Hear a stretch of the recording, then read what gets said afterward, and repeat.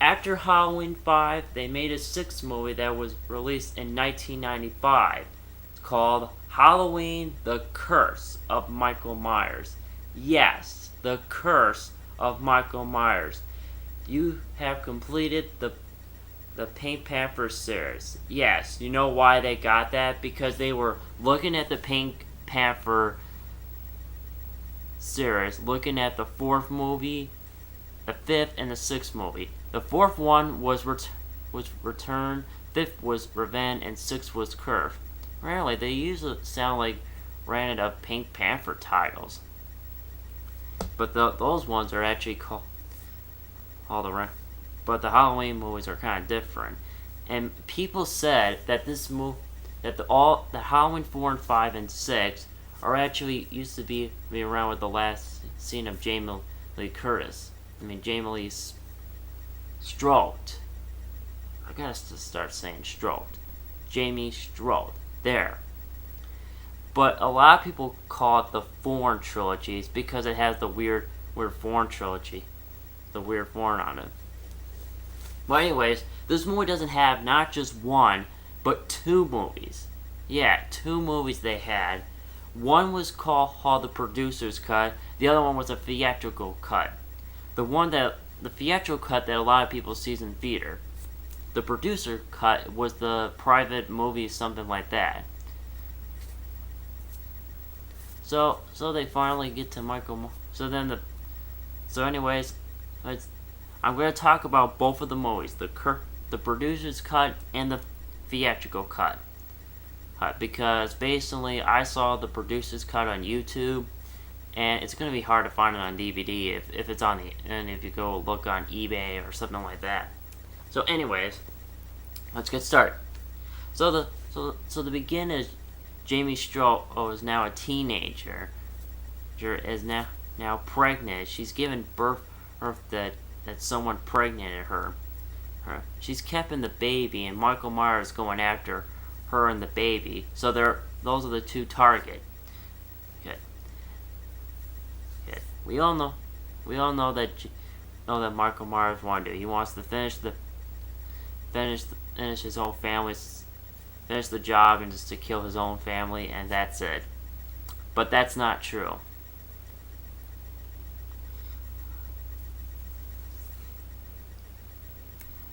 So now, Haddonfield is probably most the strangest city of all time. Because you know why?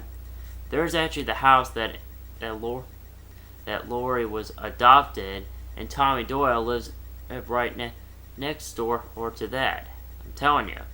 Yeah, Tommy Lee Doyle is in the minor character from the first movie. There are some minor characters from the first movie that they took from. So anyways, Jamie kept the baby and hide it somewhere so that Michael doesn't kill the baby. So then Jamie hides somewhere, but then Michael stabs Jamie and then she dies. Now let's talk about Tommy Doyle. Now, if you know that guy, the guy who's playing Tommy Doyle, you might remember him from most movies, like Clueless, the 40-year-old version. Some of the movies I can't remember what it was, but yeah, Tommy Doyle is actually the strangest by far, and he sucks. Really, he does. Tommy Doyle speaks in the mother's voice and blank stares the whole time. Really, and he does, and he really sucks. There's this one little boy called Young Danny who actually sees a vision of the black guy who actually is going that he's seeing. So, and basically there's another part where Danny actually grabs the knife and tries to stab Mr. Strode, but really Danny never becomes the new Michael Myers or anything else like that. Donald Plus is still returns and still good as Dr. Sam Lewis. But really, he doesn't have much to do. So he's still going to... It was like over or 7 years, then now he comes back to get his hunch. He doesn't have much to do, but it's nice to see him back just one last time. Alright. There's also a weird part where where Tommy Doyle actually spies a naked half naked woman out there. Yeah. Is that where the way to rule the hero and stuff like that? So anyways, Jamie dies in the hospital. So the baby is the next target. Tommy Doyle finds baby in the bathroom. Now the one question that people might ask, who is the baby's father? We'll get to that. But not right now. And now there's and then people are asking, what about the black man in the coat? Who is he? We want to know. Well, I'll get to that. Well, the guy who actually is the leader of the cult. So but I want to get to that. I want to talk about the Thorn. The Thorn is actually spread around on the Halloween, the curse of the disease and stuff like, and only spreading to kill.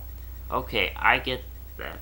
So that's why he's trying to kill people with his bloodline and stuff like that. But it still doesn't make any sense. The producer cut doesn't have anything else. The only thing that Brock's back is stuff that Brock Power stuff. It's ever brought back since the third movie, since Halloween 3. But yeah, and that's what Michael Myers is doing. He's killing people for the stretch of his own line of bloodline. That doesn't make any sense.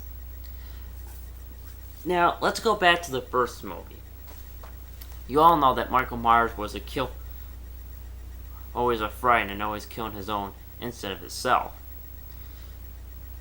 In the first movie, Donald Plus says that Blaine Hay in Moses' faces, the blackest eyes and the devil's eyes. That's all you ever needed. Given this idea of something like that, I don't think Michael Myers actually. I think that's a bad luck to do. Oh yeah. And so now the Man in Black is actually the leader of the cult. The name is Dr. Wen, an old Holly of Dr. Loomis. He was a minor character here in the first film, so it's another tidbit of the film from the first film. And now, let's talk about the baby. You really want to know? Well, guess what? It's Michael Myers. I'm not joking. It is. That's what they come up with. Michael Myers just pregnant his own niece. Really? Really? Really? Really? What kind of sick idea is that? Why the cult made him rape her? What did he at college that had Michael Myers to do? If he wanted to kill his own bloodline or his one of the people of his family, he should have killed Jamie right there, not have sex with her. This doesn't make any sense. The producer's cut in this, he's just a tool right now, just a tool for the cult henchman. He doesn't do anything. He doesn't kill anybody. He just stands there, just the tool for the cult, and it sucked. And you want to have a crappy ending, you're gonna get to that. So the fun, because the problem that he's actually Amstead. Michael Myers is. So now it's not focusing on Myers, it's focusing on the other characters than him. There's another scene where Tommy puts stone of it and cut his hand and actually made a form line on the floor.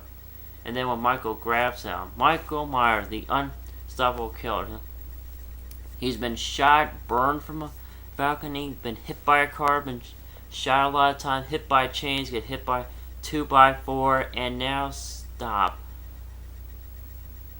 getting hit, and now stop by a bunch of stone on the wall.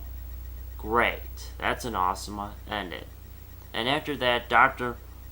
Sam Lewis found him and unmasked him to find out it's Dr. Wynn. And Michael Myers is now dressed as Wynn. So I guess they switch costumes and then Michael can be on a loose again. Big deal.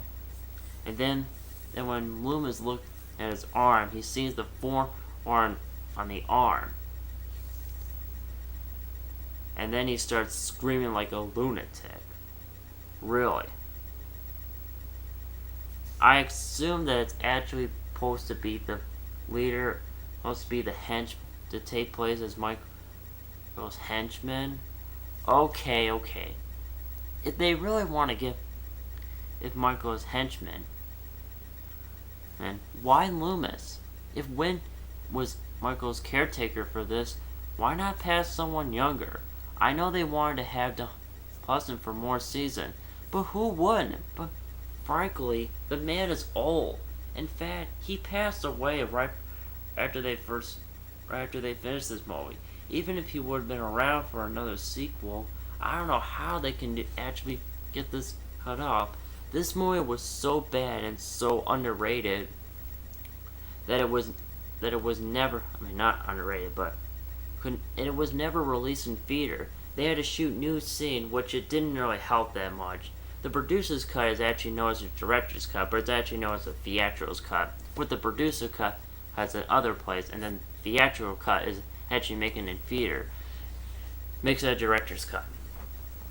So basically, the director's cut makes a lot of cuts and adds some new scenes.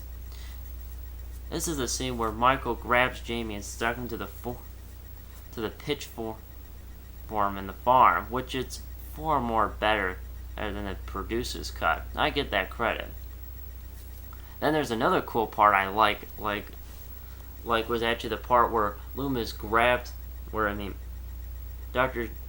Michael Myers actually grabbed Mr. Strode and actually electrifies him, and then his head explodes. Any horror fans gotta love that, and so do I. The final act virtually ignore Michael Myers and actually have him on a killing streak. That is kind of weird and strange, but at least it makes sense that it knows that Michael Myers is an uncontrollable killing machine that he's supposed to be, and not some cult leader henchman.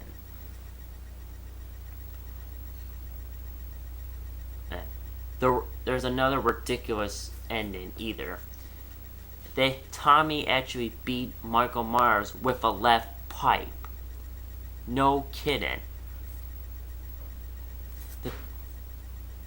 And he starts hitting him, and starts hitting him more times, and then a few times later, Michael Myers starts bleeding from his eyes.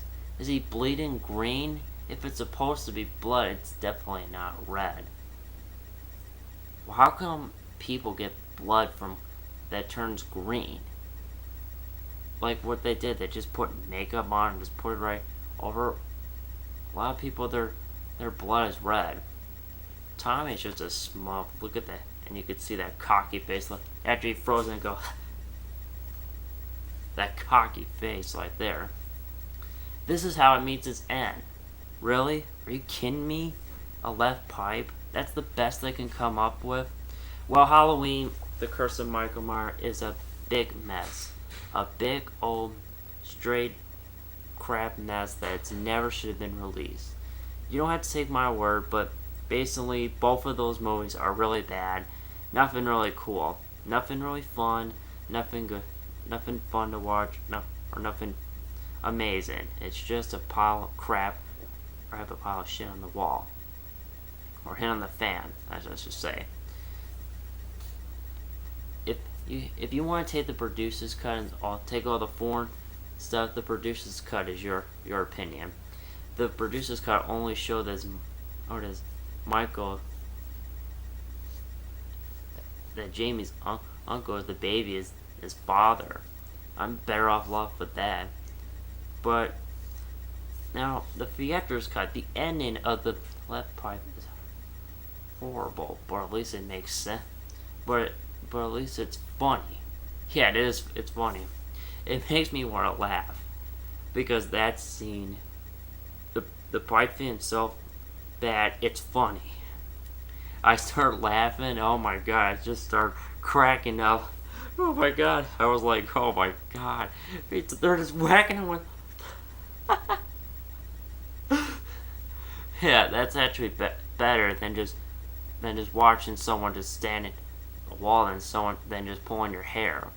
You know, I'd rather just be laughably bad than frustrating bad. Both are awful. So pick your poison. So anyways, Halloween 20 years later, we're gonna move on. And this one was a little different. So see you there.